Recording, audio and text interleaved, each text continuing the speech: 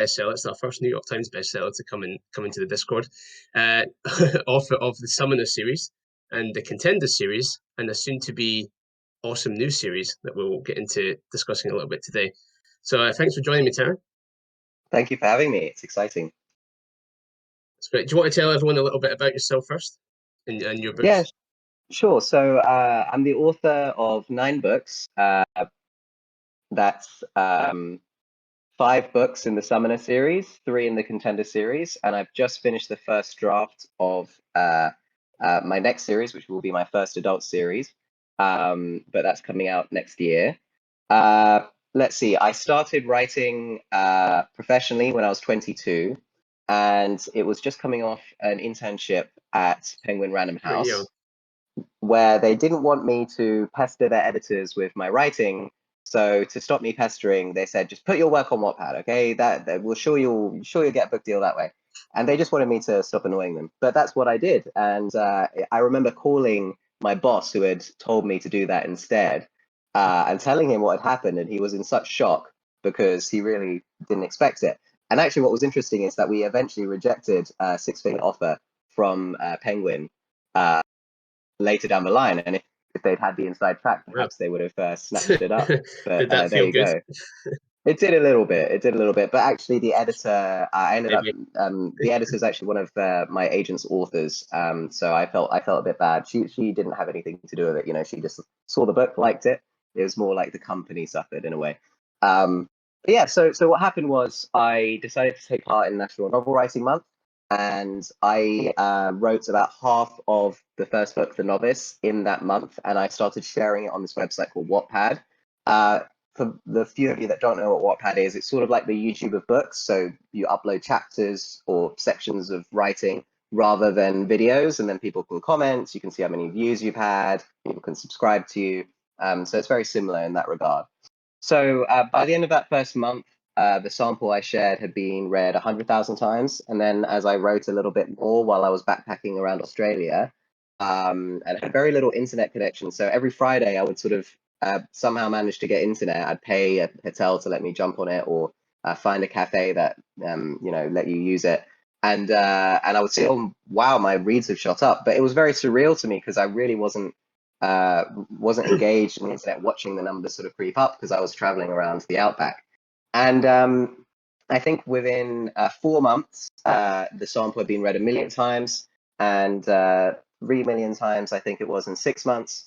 And it was when I hit the first 1 million reads that a journalist from NBC News got in touch with me and did an article where they mentioned my success on Wattpad. And then the next day, I got the day the article came out, the day after, I got a unsolicited offer to make it into an audiobook. And that was when I realized I probably should start thinking about getting an agent. I sent my book and I hadn't finished it yet, so it's actually a sample that I sent out to everyone, which is not the done thing. Every agent I contacted, because Wattpad was very interesting and exciting back then, no longer. When was this again? Exactly 2012, something like that. Yeah, 2012, 2013. Yeah. And it was maybe possibly a bit before. It's all a bit hazy. It was 9 years ago. I can tell you it was 9 years ago. And yeah, every single agent I contacted offered to represent me within 24 hours of receiving my email.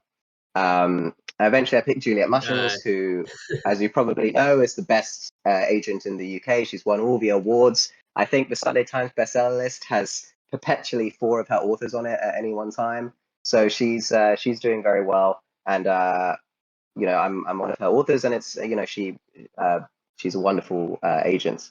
In fact, I just did an interview with her earlier this morning for the British Fantasy Society, which was very fun. So anyway, sorry, I know I've been talking a long time without pause, but what happened after that was my book went to auction in the United States, went for a 6-figure deal, was preempted in Brazil for 6 figures, got a very good deal in the UK. Eventually, the book was translated into 15 different languages, published in English all over the world. And when my second book came out, completely unexpectedly, It hit the New York Times bestseller list, and then the following week, the first book hit the New York Times bestseller list. And I think I've hit the New York Times bestseller list, maybe 4 or 5 times at this point. And that was amazing, and it gave me a bit of a boost to sales, although not as much as you might expect. But it was wonderful for my brand as an author and as books.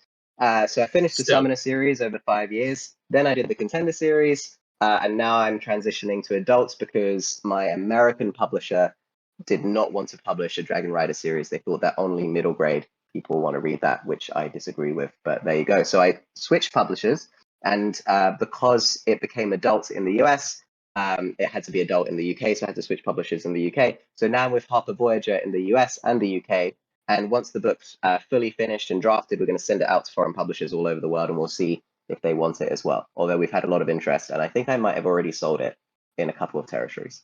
But it's exciting. Right. Okay. So that was a whirlwind tour of the last 9 years of yeah. of Taran's career. I mean, it's quite an unusual path and journey. I'm sure some people out there will be unbelievably envious of the 24-hour responses on those agents. Yeah, it's very unusual. That can be what happens when things start blowing up, right? I mean, do you see? I feel like Wattpad has isn't maybe quite so exciting in that regard now. It's not. I don't see it happening quite so much. Not so much in traditional publishing. I believe Wattpad. Wattpad has now created their own agency. I think they even have their own publishing wing, and but in particular, they have a movie production wing.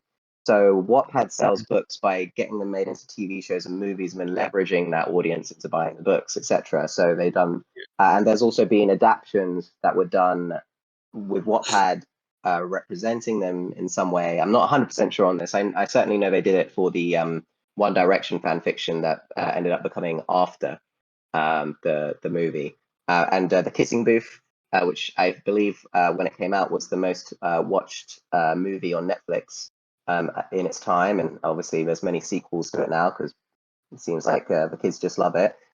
So that's where Wattpad is. But certainly if somebody has 2-3 million reads on Wattpad and they approach a solid agent with big 5 connections who's not looking for small presses, they're not going to they actually might be less interested in the book potentially. So I don't necessarily think Wattpad is any longer an avenue towards traditional publishing. I think it is a wonderful training ground for people who they're writing their first novel. They don't necessarily think it's going to get published. They're just having fun with it, and they want to get instant feedback as they're writing, instant encouragement, just interacting with a community, getting that support. I think Wattpad's wonderful for that.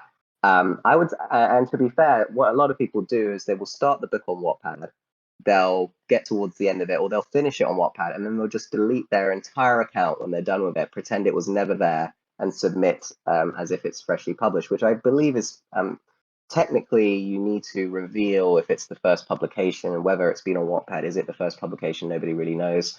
But that's what some people do. Yeah, I mean, a place where you can get feedback and potentially pick up your first couple of readers or fans or something doesn't seem like it's a great place to build a mailing list. Actually, you can build a very decent mailing list, but you have to give away a whole book in exchange for that. So obviously, I wouldn't recommend it for somebody those are quite precious. Yeah, especially for someone like me who writes slowly. An old novel that you didn't think should ever see the light of day. Post it on Wattpad with a disclaimer. Hey, I wrote this when I was much younger, but here it is if you want to read it, and use that to build your mailing list. Potentially it could help. I don't know. Potentially. Well, okay. So it's still helpful. I think there are still those avenues, but yeah, maybe not. If you're looking for a kind of traditional book deal, might not be the best place to be hunting for that anymore. Yeah, not any longer. No. I think that's pretty fair. So let's talk about this new series. Something. Sure. Sorry, can I just reveal one thing? My publishers thought that Wattpad was going to get me the most amazing pre-order numbers ever. And I can tell you, even with me doing like a big, I was doing giveaways, you can get 10 crochet dolls of the main demon, or sharing it all over Wattpad, trying to get pre-orders. We got 50 pre-orders. That is low. That is low for a traditional book. Now I can reveal that now because it's ended up doing very well. But Yeah, because it at did the well. time, the publishers were panicking about that. So Wattpad, people who read on Wattpad, they're jumping between many books. And if one book just drops off the face of the earth, or they're saying, well, you have to go buy it to read the rest, they'll just be like, okay, well, I'm reading about 20 other things that I'm interested in, so whatever. It's only the ones who really, really, really, really liked your book. And again, people tend to read on Wattpad because they can't afford books, or their parents aren't buying them books, or they're only there to read free books. So I Yeah, personally don't think it's the best platform. Sorry, Michael, I did fair enough. Yeah. interrupt you. You're talking about the next series. No, that's fine. No, I mean it makes sense. I mean, even talking about there are just some readers only listen to audio. Some people only do ebooks. Everyone's all these different platforms and the internet sort of broke. It used to be you just had to read a damn paper book, and now everyone can read the exact format or the exact pricing that they want. So it's sort of broken everyone up into slightly smaller audiences than there was before, and so you have to know what you're writing and where those people are. And if you're writing something that's going to be more of a big traditional book, like a big fantasy or something, Wattpad probably isn't the right place for you. I think that's completely Mm. fair. So I just wanted to talk about the new series because we've discussed this a fair little bit. I've been listening to the progress of, and it sounds very exciting. And I believe it's a Dragon Rider book, right? Yes. So because we're releasing this interview later down the line officially, um, although there's a major announcement coming up soon about the book coming out and things like that. But yes, okay. I mean, I put out some excerpts from the book with dragon scales on in the background, which my publishers were happy with. So I think it's a tongue-in-cheek way of saying it's a mystery, but it's not a mystery. You all know there's a dragon involved somehow. But yes, it is a Dragon Rider book. It's a genre that I think traditional publishing has just completely forgotten, and I have no idea why. I mean, whenever I see a Dragon Rider book come out, it almost always is successful. But publishers just seem to think it's passé or overdone. Maybe they treat it a bit like how vampires are considered these days, where it's and yeah, you see vampire books these days making fortunes both on Amazon and in traditional publishing. So it is what it is.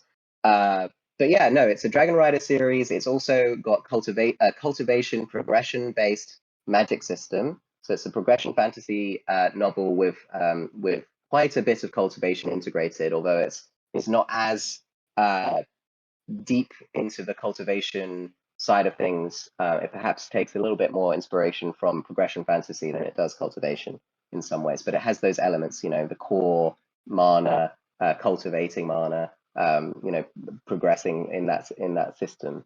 And I think what's cool is that Michael has done something very similar. And I think we actually were coming up with the concept of our books together. It's just it took me longer to get a contract, so I never got around to writing it until later. But Michael's book is quite similar in that it has cultivation, inspiration, and it's also got a dragon rider. Very dragon, yeah, lots of Dragon Riders. I mean, there's a lot of similarities, but plenty of differences. I mean, can you tell us a little bit about maybe a little bit about the story or the world, like Yeah, the I backdrop to the absolutely story, like can. what's unique about it, what makes it different? So it's not particular. It's traditional in the sense that it does take place in a sort of European style fantasy, but it's not medieval. It's more of a sort of Roman inspired empire, and the main character's story is very loosely based on the life of Attila the Hun, because effectively he's a wartime hostage exchange child raised in his enemy's court, as was very common in the time of the Roman Empire. And it's the same thing that happened to Attila the Hun. Attila the Hun was raised in the court of his enemies, learned all about Roman culture, Roman military, everything he needed to know, went back to his people and used all his knowledge to, war with the Romans very successfully, I might add. So the main character Jai, he's in this sort of Roman-inspired empire as a hostage, one of the sort of one of the youngest boys in a series of brothers. So he's not particularly important, and a series of events transpire that lead him to animosity between him and the empire, and him returning to his people to wage war on them. And there's there's various sects of magic users in this world, similar to perhaps Will White's uh, Unsold. And he is one of the few people who, through a series of events, is able to bond with a dragon, which is something that's usually relegated to a different culture that are also warring with the Empire. And so he's unique in a sense in that he has this dragon, and they're sort of near extinct. But there are Griffin riders who fight for the Empire, who are his are antagonists, and you can bond with almost any creature in this world. So not only are there sort of mythical creatures that are rarer and harder to get hold of, sort of scattered throughout, but there are people who will bond with a wolf, perhaps in a sort of you know way that you might find familiar in The Wit, from those other books. So yeah, it's quite focused on bonding with creatures, and there's a sort of subset of magic users in this world who are much more powerful than the average warrior. And Jai, although he never thought he would become one, does. Got it. Yeah. I mean, sounds like a great backdrop. Are there any characters in the story so far that are a POV character that are bonded with a different creature, or is that something for a later book, perhaps? I always try and write in single POV. I just find that's my natural instinct. I did do a dual POV for the Contender series, and they made me cut a POV, which lost me half my book, and that was so devastating that I never want to attempt to do that again, because it's just so much work, and it's something that in traditional publishing you would be surprised how common that is and how much additional work it is for you. Basically need to fill your book with filler or massively rewrite it, which is extremely difficult to do, so frustrating. So I'm sticking with single POV. It works very well for the Summoner Right. series. It ended up working well for the Contender series. So it is just Jai, but he is with other people who are bonded. He has companions and friends who are bonded with other creatures as well, or have been in the past. Excellent. So what? So what was your? I mean, why did you want to go down the Dragon Rider route? I mean, as you say, like it seems like major publishers not necessarily ignore it, but they don't. There hasn't been that big release since Aragon. We talked about this. This is kind of why Mm-hmm. I wanted to go down and give it a go as well. So, what made you decide to dive into it, and why? And were you ever concerned that it wouldn't be picked up because of this sort of I think a misplaced sense that it's like hackneyed and old, and people don't want it, even though they clearly do. So, you want to talk to us, like, what was your thought process about doing a Dragon Rider series, basically? Well, I mean, it's one of my favorite sort of subgenres of fantasy, and certainly it was when I was growing up. Although I actually only ever read the first Aragon book, I never read beyond that, and it's sort of weird when I think about it because I was a big fan of Dragon Rider stuff back then. But it's the Summoner series. The main character has a pet salamander, which is sort of like a wingless dragon. So you can already see the influence coming in there. It's just something I like and I find cool. And the transition from Summoner to Contender was not easy because I wrote a fantasy novel and then I wrote a science fiction novel set in set in the real world, and that was the transition for readers. They a lot of people just said, no, I want more fantasy, I want more magic, I want more creatures. So it's very much going back to my roots. Summoner is what made me successful. Summoner is what got me a fan base. Summoner is my the favorite books that I've written. And I want to go back to my roots. And certainly I think a Dragon Rider, the Summoner series, very similar to this series, is full of mythical creatures that you can bond with, and this is just the same thing. So it's not that much of a jump for me to go from Summoner to Dragon Rider, and it's probably what would have happened if I wasn't so excited about the concepts behind the Contender series. I probably would have started a Dragon Rider series right away afterwards. Yeah. Yeah, I think and so like what is it about what is it about this concept that does appeal to you so much? Like if you can put it into words beyond, I mean, I like it and I think we agree that it's just cool. You have almost like that that tantalizing Pokemon-esque almost sort of thing. There's something Mm. about that whole concept of you're partying up with another creature that you're, but is there anything, can you articulate it better than I can right now? Because like, what is it that It's really draws you in? And why do you think that I people like it? Well, it's sort of a sneaky way of getting an extra POV in some ways because of the bond between the main character and the creature. Um, so that's very cool. And it's also just, the main character is almost never alone in this sense. Like he has a companion, someone that who supports him, someone who Yeah, fights alongside him. And I think that actually makes for a more comfortable reading experience for somebody because they empathize with the main character, and it's just fun, and it's just nice, and it's just a more pleasant feeling. At the same time, my main character goes through hell in book one, so I'm not saying it's all lovely and sort of happy, easy, happy fantasy. It's got some sort of grim dark bits interspersed amongst the exciting fun, sort of creature companion stuff.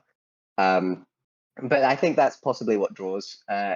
It's that companionship aspect, that friendship that goes beyond just a typical friendship in a book. You're actually bonded. In fact, the people who in my world who are bonded with a creature are called soulbound because their souls are literally bound together, and that's what yeah, forms yeah. their cause. Is the process of their souls bonding together. So I think that's probably where it comes from, outside of it just being generally cool, me being a huge Pokemon fan when I was growing up, me wanting a pet my whole life and, having to wait for so long to have one. My practically every member of my family has a dog at this point. And it's just this idea of having a pet, a companion, I think is just wonderful. Yeah, absolutely. And if do you find, just as more, this is a slightly more writing question, but like having that extra character there, I think your dragon in this isn't quite like Ash is in mine. He doesn't, I don't think they speak in the same way. But like, did you ever find it difficult to have that extra character that you feel like you really need to kind of add growth and personality to, as well as the main character? You almost have two main characters, right? And I feel like when I'm doing Holt and Ash, I sometimes worry that I don't get the balance right because I don't want Ash to be sidelined like a sidekick. He very much has to be almost like the main character himself, and that can be difficult sometimes. Did you find that, or was it not too bad for you? Like, how did you find going through that? Well, I found that there are sort of tricks that you can use to get over that. I mean, I don't have the dragon as being capable of speech. Sometimes their emotions are translated in such a way that it's almost like a word, like no or stop, things like that.